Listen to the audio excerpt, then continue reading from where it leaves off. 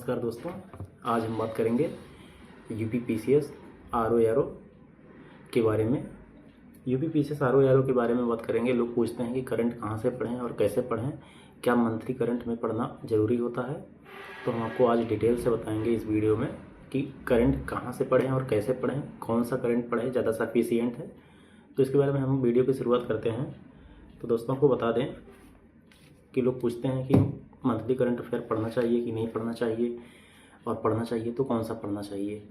तो दोस्तों आपको बता दें कि अगर आप कोई भी एक करंट, जैसे क्रॉनिकल आता है मार्केट में, फिर आई दृष्टि की आती है, मंथली करंट आती है, तो आप दोनों में से कोई एक करंट उठा के पढ़ सकते हैं।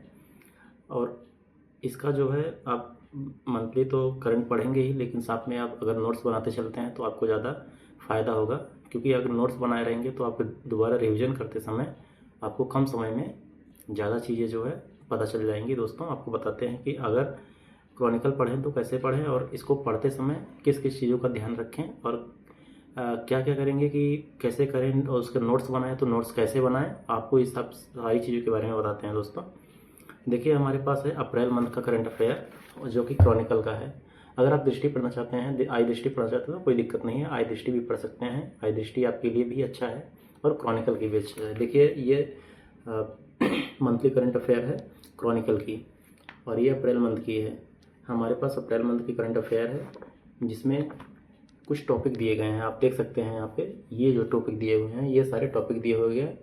इसमें जो है सारे जो है इस चीज़ों पे इसमें दिया गया है, डीपली इसमें दिया गया है। जैसे बुद्ध महोत्सव 2025, गया जिले के पासाड़ कला को जीआई टैग, इन सब चीज़ों के बारे में अंदर से डिटेल में दिया गया है। तो आपको बताते हैं कि किस तरह से नोट्स बनाना है और कैसे बनाना है। तो दोस्तों चलते हैं।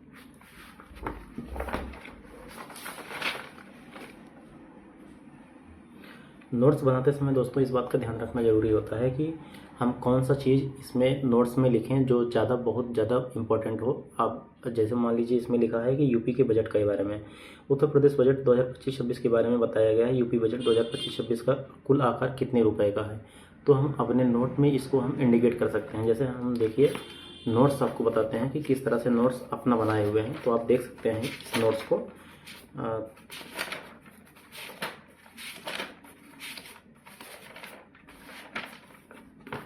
देखिए ये नोट्स है, ये नोट्स हम अपना बनाए हुए हैं। आप इसमें देख सकते हैं कि हमने लिखा है कि यूपी बजट 2025-26 का कुल आकार कितना है। तो 80, 87, 36 करोड़ रुपए। पिछले वर्ष की तुलना में यह बजट कितनी वृद्धि दर्शाता है, तो 9.8% जो है वृद्धि दर्शाता है। तो इन सब चीज़ों को जो मोस्ट इम्पॉर्टेंट रिलेटेड जो फैक्ट है आपको अपने नोट्स में डिनोट कर लेना है, जिससे आगे चल के रिविज़न करके आप मान लीजिए पूछता है तो आप उसको जो है अच्छे से परीक्षा में एग्जाम में कर सकते हैं। और कुछ चीज़ें हैं, जैसे इसमें लिखा है गंगा एक्सप्रेस पे जेवर एयरपोर्ट जोड़ा जाएगा।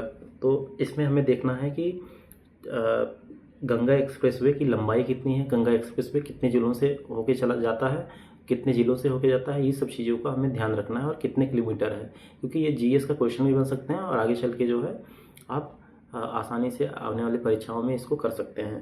दोस्तों आपको बता दें कि गंगा एक्सप्रेसवे के बारे में, जैसे यह 500 किलोमीटर लंबा गंगा एक्सप्रेसवे भारत में दूसरा सबसे लंबा एक्सप्रेसवे है। यह 12 जिलों के माध्यम से पूर्वी और पश्चिमी उत्तर प्रदेश को जोड़ता है। इसका उद्देश्य मेरठ और प्रयागराज के बीच यात्रा को काफ़ी हद तक कुछ घंटे कम किया जा सकता है, जो उत्तर प्रदेश के आधुनिकीकरण प्रयासों का प्रतीक है। इस तरह से हमें दोस्तों अगर मेंस में लिखना भी है तो इस तरह से लिख सकते हैं, और प्री में अगर आए तो मान लीजिए कितने किलोमीटर का है, इस तरह से क्वेश्चन पूछे जा सकते हैं। तो आपको बता देना है 594 किलोमीटर है, और यह 12 जिलों से होके गुजरता है। आगे बढ़ते हैं। जैसे इसमें और आपको बता दें, और इसको बता दें कि इसकी जो है ख़ास बातें क्या है, क्योंकि इसमें जो है काफ़ी चीज़ें दी हुई हैं। जैसे आप देख सकते हैं, हम इसको खोलते हैं तो इसमें काफ़ी अच्छी चीज़ें दी हुई हैं। यहाँ पे UP PCS RO mock test दिया रहता है, तो उसको आप कर सकते हैं। और आगे ऑनलाइन समसामयिकी दिया रहता है, खेल से संबंधित सारी चीज़ें दी रहती हैं। और उत्तराखंड लोक सेवा आयोग, पुलिस सब इंस्पेक्टर, जैसे हर एक चीज़ों का एग्जाम का दो हुए हैं पिछले बीते समय में, तो उनके सारे जो है यहाँ पे दिए रहते हैं, क्वेश्चन पेपर दिए रहते हैं। तो आप उसको आसानी से कर सकते हैं और रिवीजन कर सकते हैं। आगे बढ़ते हैं। वीडियो ज़्यादा लंबा ना हो इसलिए हम जो है थोड़ा सा शॉर्ट में बताते हैं आपको किस तरह से करना है। दोस्तों इसमें दिया है कि दिल्ली विधानसभा चुनाव 2025 के बारे में आपको बता दें। इसमें देखिए विधानसभा 2025 के बारे में हम बताएंगे आपको कि इसको किस तरह से लिखना है और अपने नोट्स में क्या बनाना है और क्या लिखना है क्या नहीं लिखना है। दिल्ली 2025 चुनाव के बारे में क्या लिखना है क्या नहीं लिखना है दोस्तों, आपको पढ़ के बताते हैं। 8 फरवरी 2025 को आए विधानसभा चुनाव परिणाम ने दिल्ली की राजनीतिक परिदृश्य से एक महत्वपूर्ण बदलाव को चिन्हित किया। 5 फरवरी 2025 को संपन्न हुए चुनाव में भारतीय जनता पार्टी विजयी हुई। आम आदमी पार्टी को एक दशक लंबे शासन के बाद विपक्ष में बैठने का जनादेश मिला। पहली बार विधायक बनी रेखा गुप्ता ने दिल्ली की नई मुख्यमंत्री के रूप में शपथ ली, जिससे वह यह पद धारण करने वाली चौथी महिला बन गई हैं। दोस्तों, हमें यह ध्यान देना है कि सबसे पहले तो मुख्यमंत्री कौन बना है और कौन सी पार्टी जीती है। तो आपको बता दें कि यहाँ पे आप अपने नोट में इंडिकेट करना है कि वहाँ पे भारतीय जनता पार्टी चुनाव जीती हुई है और उसके बाद कौन वहाँ की मुख्यमंत्री बनी हुई है। तो बता दें आपको भारतीय जनता पार्टी वहाँ पे जीती हुई है और उसके बाद उस पार्टी ने अपने एक विधायक रेखा गुप्ता को वहाँ की मुख्यमंत्री बनाया है। आप सबसे मेन बात दोस्तों यह है कि वहाँ पे महिला प्रधानमंत्री बनी हुई है। महिला प्रधानमंत्री बनी हुई है, उसका नाम क्या है? रेखा गुप्ता नाम है। आपको नोट्स में ज़रूर लिखना है। और इसमें लिखा है कि जिसने यह पद धारण किया वह चौथी महिला बन गई है, यानी कि इससे पहले 3 महिलाएं बन चुकी हैं। ये इम्पोर्टेंट फैक्ट हो सकता है कि पिछली ये महिला मुख्यमंत्री बनने वाली कौन सी नंबर की हैं, तो चौथी नंबर की हैं। इसको अपने नोट्स में जरूर लिखना है। देखिए चुनाव परिणाम लिखा है इसमें, भाजपा की सीट, भाजपा की जीत। भारतीय जनता पार्टी ने 70 में से 47 सीटें जीतकर पूर्ण बहुमत हासिल की और 27 वर्षों के बाद दिल्ली में सत्ता की वापसी की।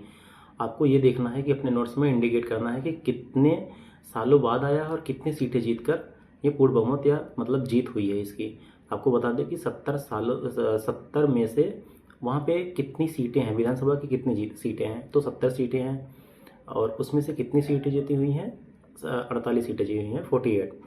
और 27 वर्षों के बाद दिल्ली सत्ता में वापसी की है, दिल्ली में सत्ता की वापसी की है। ठीक है, इसको देखना है, बहुत ज़्यादा कुछ इसमें लिखना है। 70 सीट हैं, उसमें से कितनी सीटें पाई हुई हैं? 48 सीटें जीती हुई हैं। ठीक है, और पिछली बार कहाँ वहाँ पे कौन से दल के मुख्यमंत्री थे? तो आप दल के मुख्यमंत्री थे, आम आदमी पार्टी। और इसके पहले मुख्यमंत्री केजरीवाल थे, उसके बाद उसी पार्टी से आतिशी सिंह बनी थी, मुख्यमंत्री बनी थी। और आम आदमी पार्टी ने कितनी सीटें जीती हुई हैं? 22 सीटें जीती हुई है। इंपॉर्टेंट फैक्ट हो सकता है, इसको भी लिख सकते हैं आप। उसके बाद देखना है रेखा गुप्ता। रेखा गुप्ता के बारे में देखना है कि कौन से सीट से वो विधायक चुनी गई हैं और कितनी पहले, इसके पहले कौन कौन से पद पे रह चुकी हैं। तो आपको इतना नहीं देखना है, लेकिन देखना है कि कौन से सीट से विधायक चुनी गई हैं। तो आपको बता दें कि वह पहली बार विधायक बनी हैं और किस सीट से बनी हुई हैं, ये देखना इंपॉर्टेंट हो जाता है।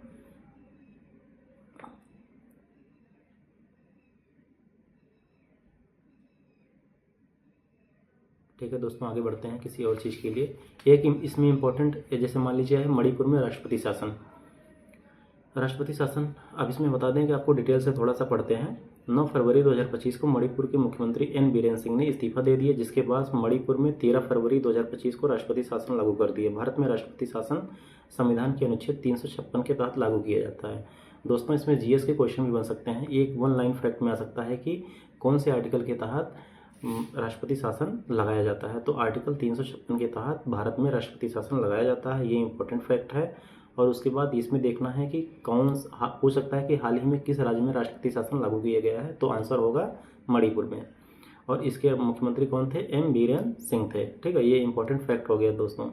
आगे चलते हैं, मुख्य बिंदु। इसमें लिखा है राष्ट्रपति शासन। तो दोस्तों, यह जीएस का क्वेश्चन बन सकता है। तो आप देख सकते हैं, यह केंद्र सरकार को किसी राज्य में सीधा शासन करने की अनुमति देता है। जब राज्य सरकार संविधान के अनुसार काम नहीं कर पाती है, प्रक्रिया तब शुरू होती है जब राष्ट्रपति को शासन की रिपोर्ट मिलती है। यदि वे संतुष्ट हैं कि राज्य सरकार संविधान के अनुसार काम नहीं कर पा रही है, तो वो राष्ट्रपति शासन लगाते हैं। ठीक है दोस्तों, अब इसमें देखिए ऐतिहासिक संदर्भ के बारे में कुछ इंपॉर्टेंट फैक्ट हो सकते हैं, आप देख सकते हैं। संविधान के लागू होने के बाद से राष्ट्रपति शासन को 134 बार 29 राज्यों में केंद्र शासित प्रदेशों में लागू किया गया है। मणिपुर और उत्तर प्रदेश में सबसे अधिक बार यह लगाया गया है। हालांकि जम्मू कश्मीर में राष्ट्रपति शासन की सबसे लंबी अवधि रही है। दोस्तों, यह इंपॉर्टेंट फैक्ट हो सकता है कि सबसे ज़्यादा किस राज्यों में सबसे ज़्यादा बार कौन से राज्यों में राष्ट्रपति शासन लागू हुआ है, तो बताएंगे आप मणिपुर और उत्तर प्रदेश में। और सबसे अधिक वर्षों तक कौन से राज्य में लगा हुआ है, तो वह केंद्र शासित प्रदेश जम्मू कश्मीर में। हालांकि जम्मू कश्मीर उस टाइम केंद्र शासित प्रदेश था। ठीक है, वह जो कि 12 वर्षों से अधिक है। जम्मू कश्मीर में कितने दिनों तक लगा है? 12 वर्षों से अधिक राष्ट्रपति शासन लगा हुआ है। और 11 बार उत्तर प्रदेश में जम्मू शासन प्रत्येक 10 बार, सॉरी, उत्तर प्रदेश और मणिपुर में 10 बार राष्ट्रपति शासन लगा हुआ है। और हाल के उदाहरण में अगर बात करें तो 2021 में अन्य उपयोग। ठीक है, इतना हो गया। अब आपको हम नोट्स में दिखाते हैं कि नोट्स किस प्रकार से बनाएं दोस्तों।